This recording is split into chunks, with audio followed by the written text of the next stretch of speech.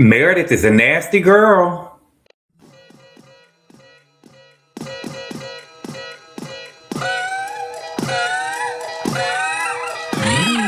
What's good, everybody? Thank you all so much for clicking on the video. I really appreciate it. We are here today to talk about The Real Housewives of Salt Lake City, Season 6, Episode 18. And the name of the episode is called Reunion Part 2, okay? Now, I'm sorry I'm late. And I'm sorry. But don't think I'm not. I'm sorry I'm late. I had a lot going on, but I had already missed one episode. I think it was the finale, and I told myself, listen, just go down here and make the review. Just make sure you get it here before episode 3, before Reunion Part 3, and it'll be okay. It'll be okay. It'll be all right, okay? So let's go ahead and get back into the review, okay? So Andy was talking about Lisa, and he was talking to Angie. And so Angie says that she was watching a private Instagram account for 2 years that was posting negative things about her, and the account was trolling her. She said they did a password recovery, and with the account, they did the password recovery with the account to try to see who was behind the account, and the account was linked to Lisa's phone number. Can you believe that? Damn shit! I definitely don't believe that. I think that Lisa has enough money to where if she's going to make a Finsta account, they would have more than 27 followers. You know what I'm saying? I consider myself to be a private investigator. I could find anything online. And I think there's a way that I know that there's a way that Angie could have played with some things to put that number there to make it seem like Lisa did it. There is, I've seen it done. Oh, yes. Oh, yes. Be very clear. And I think that Angie is looking for another moment, like she did when she got the high body count hair moment. I think that she's looking for another moment. And I think that she's actually thirsting for another moment, specifically from Lisa. I really, really do. Lisa denied it, of course. Andy is trying to move on, and Lisa is literally sitting there going against Angie, Heather, and Whitney by herself, and Meredith is not really saying nothing. Kathy would not ever act like this. Kathy would have my back like a real sister. And they wouldn't stop talking about it, and Andy ended up walking off. I just don't believe that. I just don't believe that Lisa did this, or she's sloppy enough to do that. If I could make a Finsta account and come with more than 27 followers, I don't believe that Lisa did that, and I don't believe that she was stupid enough to put her number on an Instagram account. I don't know anybody stupid enough to put their real number on an Instagram account unless it was their official account. And I don't even think that you can put more than one number on an Instagram account, because I don't want to give my Instagram. I don't want to be giving my phone number to none of my social media accounts. I just don't trust it. You know what I'm saying? And so I don't believe that Lisa did that. It's my opinion! Now it's time for Mary's segment. Listen, I got to say this, and I'm just being honest. I'm sorry, but when I see Robert Jr. on camera, I see M. Aura. I'm sorry. I have to be honest about it. I do. I see something ain't right. I know that y'all say that Mary's husband is not her biological grandfather. What kind of bullshit is that? Ain't that something else? Could you believe that? I'm trying to say, I know that Mary's husband is not her biological grandfather, but are we sure about that? Because when I see Robert Jr., I just see some mixed up chromosomes. I do, okay? Now, Mary didn't tell the whole story about Robert Jr., okay? Robert Jr. is in jail. His ex-wife filed a restraining order against him because he kept popping up at her house uninvited. So that is called stalking. So he was stalking her, okay? Mary said that he thought that she wanted him to save her, and she called it delusional. But where I'm from, that is called cocaine psychosis. It's called cocaine psychosis, okay? And she didn't really tell the full story. Not only was he stalking the girl, he showed up at her house uninvited after they already had a restraining order against him, where he wasn't even supposed to be showing up at her house. And before he was arrested, he tried to get in her house through the doggy door. Call the police now. He tried to actually gain entry into their house by going through the doggy door. And to make matters worse, when the police came, he bit the officer on the leg or on the ankle. You a motherfucking liar. You knew that? It was either the leg or the ankle. I think it was the leg. But either way, he bit the officer. So I guess he thought that he was a canine. You placed a further. What is going on? Mary said that she's happy he's in jail. At least she knows he's not using, and that's not true. We've heard stories about CEOs coming in there bringing all kind of shit to the inmates, so you can't be sure. Remember my girl Vicky? Vicky looked like she was an MR too. Vicky went over there and bailed the whole man out of jail, and I think that if I'm not mistaken, they went on a run. She done went and got all her retirement stuff and thinking they about to go on the run, and she ended up on the live. You know what I'm saying? She ended up dead, and the man still went back to jail. Okay, but Mary says that she's rather he's in jail than dead. I think that it's easy for some people to think that jail is safe, right? But I don't think jail is a safe space for people, because I feel like if you're in jail, you just have no rights. Nobody really cares what's going on with you when you're in jail. We've seen when they see us with Corey Wise when he first went to jail, and he got, great when he first went to jail, and the doctor told him pretty much, you know what I'm saying, ain't nothing you can do, just try to, protect yourself. You know what I'm saying? I don't think that you really have rights in jail, so I wouldn't want that for my child. Mary said that she's in contact with Robert Jr. by phone every day, but she can't visit him in jail because she can't see her son in there. I mean, aren't you supposed to be the woman of the clock? I would think that would nothing stop Mary from preaching the blood of Jesus on her son. You can't go into the jailhouse to see your son? You're a horrible mother. She said that Robert Sr. hasn't seen him in jail yet. What do you mean yet? He's in jail. When does he plan on going?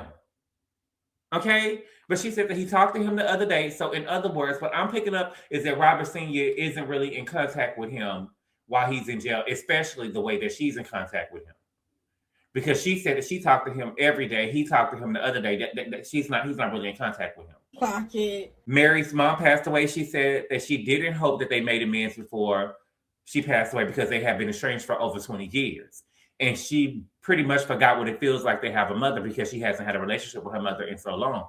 But Mary, that's what happens when you fucking on your stepdaddy. Shit, I believe if your grandmother was still alive and able to see that you was over there fucking on her ex-husband, you will be estranged from her too. You nasty. And I wish Mary would stop telling this lie on Big Mary. Because one thing that I know is that woman did not tell you to sleep or take up with her husband. You a liar! You a liar! You a liar! I don't believe that. I don't believe that. I don't believe that woman told you to go and take up with her husband. I don't believe that at all, okay? So they briefly talked about the documentary on Mary's church and saying that Mary's church is a cult and the congregation sees her as God. I don't know if Mary's church is a cult or not, but the truth is a lot of people in the Black church see their pastors as gods and treat them as such. They would never agree that they see them as gods, but they actually do see them as gods and treat them as such. I think the difference in this scenario is that Mary is a woman. I always keep shit real. Ain't no fucking lie over here. They talk about Mary's taking Lisa's side against Meredith. I think that we have to stop saying stuff like that. Someone telling the truth about something they're observing is not someone's taking somebody's side. It's called telling the truth, right? Meredith doesn't have Lisa's back when the other girls are ganging up on her. So she does not have her back like a sister. You're supposed to be my sister. I am your sister. You know you're not. Find another one, okay? Meredith said that she didn't know what was going on with the lawsuits when they talked about it on the boat. I don't remember them talking about it on the boat. I remember them talking about it in an RV. But my thing is you don't have to know what was going on with the lawsuits to defend her. You can still defend her and show support and show that you have her back. Mary told Lisa that she lives in the negative and that she's trying to help her and she's negative and very dark. Wow. Yes. Oh, wow. I think that these girls are afraid to really give it to Mary because she's the only Black woman on the show. Because there is no way Mary will be talking to me the way that she was talking to Lisa and I not bring up Robert Jr. climbing through doggy doors. Yeah, let's talk about it. He the one that needs your help, bitch, not me. Not me. Mary's so fucking positive, you fucking on your granddaddy. Nasty bitch. Your mama died and you haven't talked to her in 20 years. What kind of whore does that? And Robert Jr. is over here fucking Pookie. Crackhead. But you so fucking positive? No, ma'am. There's no way. Don't do me. Then we get to talking about Meredith and Britani, okay? Is Britani perfect? No. But I do think that she is treated unfairly in this group. I think that she's a bit of an airhead, okay? Now, Britani lied and said that she didn't say that Meredith had seizures. Sheree, do you hear this lie? They wrote that beautiful being footage. Mama, you lied. You lied, okay? Britani said on Watch What Happens Live that she had proof that Seth was unfaithful. She said that the proof wouldn't hold up in court. She said that Seth told Jared that he has 2 girlfriends at work. It could hold up in court if Jared was able to take to stand and testify. It'll probably hold up in court.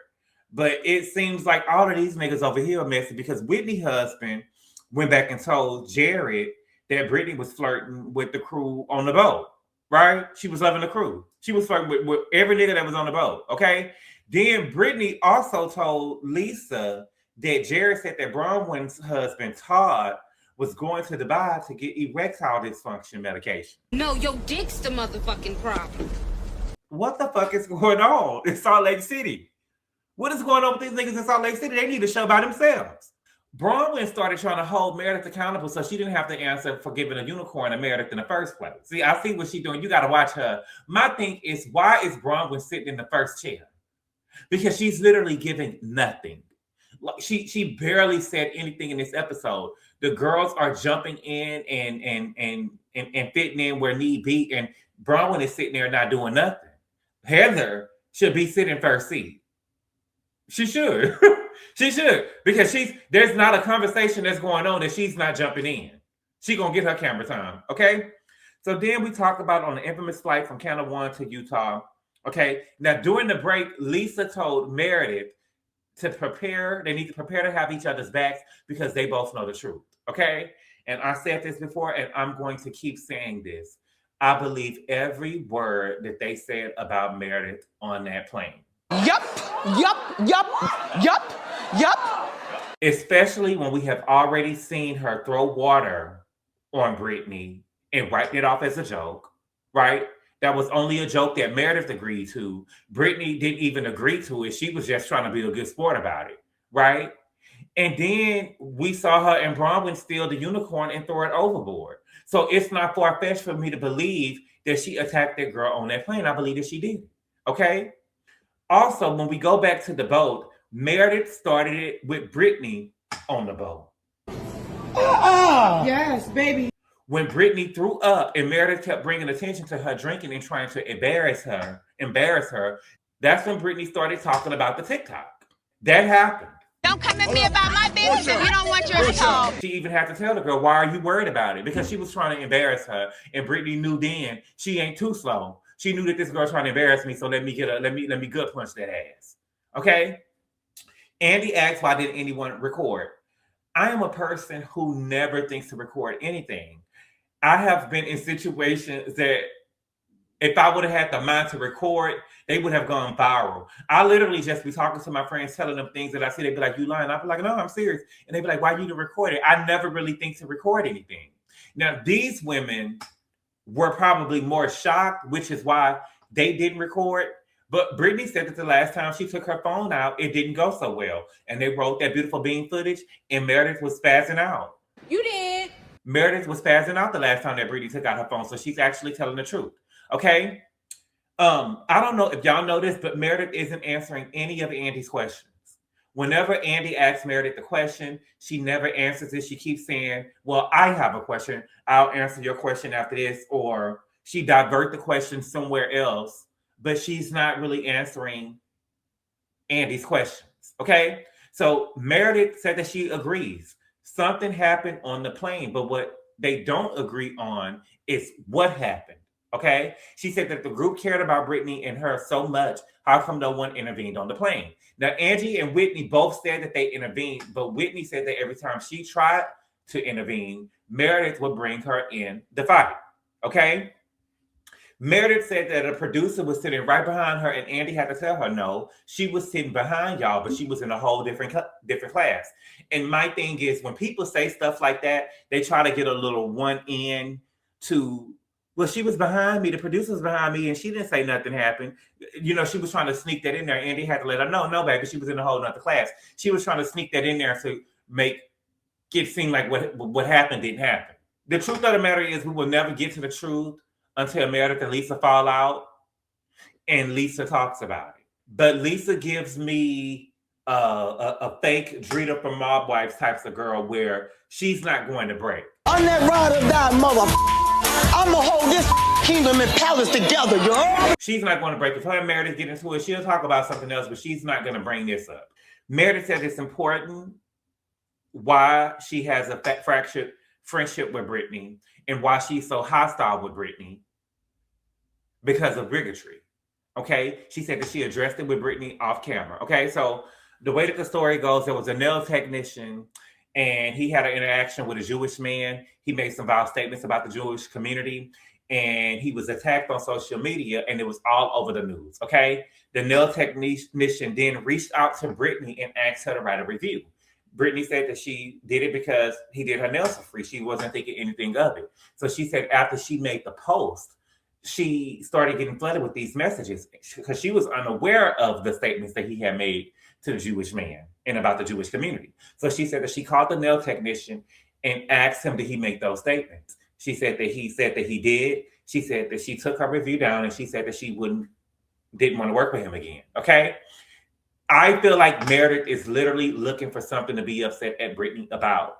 And it literally makes no sense because she herself has used this same nail technician. You did what? She feels like that Britani should have known because it was all over the news. And that is her own egocentric bias, right? It was a big deal to Meredith because she was directly affected and hurt by it because she's a member of the Jewish community. But it's possible that everyone she knows did not know that happened with that nail technician. For instance, and I told y'all this before, I didn't know what happened January 6th. I literally had no idea what happened January 6th. It was in the middle of the pandemic. I probably didn't turn my TV on the local TV stations that day. And I was probably binge watching TV shows or some type of series like that. I literally had no idea it happened. I didn't know that January 6th happened until I was watching a news special about what happened in the Kyle Rittenhouse case. And I watched that whole special. And then the January 6th special came on right after that. And I was shocked. I literally was looking at my phone, seeing what I did January 6th. I was going on social media to see what happened. You know what I'm saying? And it was almost a year later. If it happened in January, this had to be in November because this was before his court case. And I remember his court case was in November because it was close to Thanksgiving. So I found out about January 6th in November, right? So I'm just saying that to say that it's possible just because something was on the news and what happened January 6th, that was literally everywhere. And I had no idea. I was living by myself. It was in the middle of the pandemic. All of my family was away. We was, what they call it we was doing? We was away from each other. And so I had no idea what happened January 6th. I literally had no idea. And so just because it affected Meredith doesn't mean that it affected everyone else the same. Meredith feels like that Britani should have reached out to her. Again, that is her ego. Just because I know someone who may have unintentionally backed the person who said something disparaging about Black people doesn't mean that they owe me an apology or they need to reach out and explain themselves to me. That's crazy, right? But Britani said that when she found out what it meant to Meredith, she apologized, she cried, and she held her in her arms like a child. Now, Heather asked Meredith, did this happen? Meredith said, not like that. So it happened. So it happened, right? Just not like that. So she did apologize to you. Y'all did cry. She did hug you. And you know what I'm saying? Yeah, that Meredith is nasty, okay? So then Meredith, she ended up painting Britani as anti-Semitic. Okay. Andy asked Meredith, has she ever said anything anti-Semitic to her? Has Britani ever said anything anti-Semitic to her? Meredith said that she feels like she has always been nice to Britani and Britani would attack her. And then Andy asked her specifically, do you feel like Britani was attacking you because of your religion? She said, I felt like that her attacks was very targeted. See, that's a dirty ass bitch right there. For Meredith to sit up there and say that to her Jewish boss was nasty work, and I feel like it was very dangerous. She knows exactly what she's putting out there, and she's trying to escape accountability for what happened on that plane. And the truth of the matter to me is she made herself even look more guilty to me. She made herself look even more guilty to me. Meredith is not going to make me believe that she didn't do anything to this girl on this plane after what we've seen her already do. We've seen you throwing water on a girl. We've seen you take her unicorn and throw it overboard. And you want me to believe that you didn't attack her on that plane, especially if you believe that she's anti-Semitic now? Let me tell you something, Miss Fleet. No, ma'am, I believed it. To me, it makes you look even more guilty. It makes you look even more guilty. Okay? But y'all, that was the episode. That's all I got. Do y'all think that Meredith took it too far? I believe that Meredith took it too far. I believe that she took it too far. And the crazy thing about it is that she's not going to have any remorse because she doesn't like Britani. She doesn't find any value in her. They look at Britani, they look down on Britani, and that's just the truth of it. Okay? But y'all, thank y'all so much for clicking on the video. Y'all, I really appreciate the love and support. Please like the video. Please subscribe. Please hype me up. Hype me up. Hype me up. I really appreciate it. And I will see y'all later. Adios.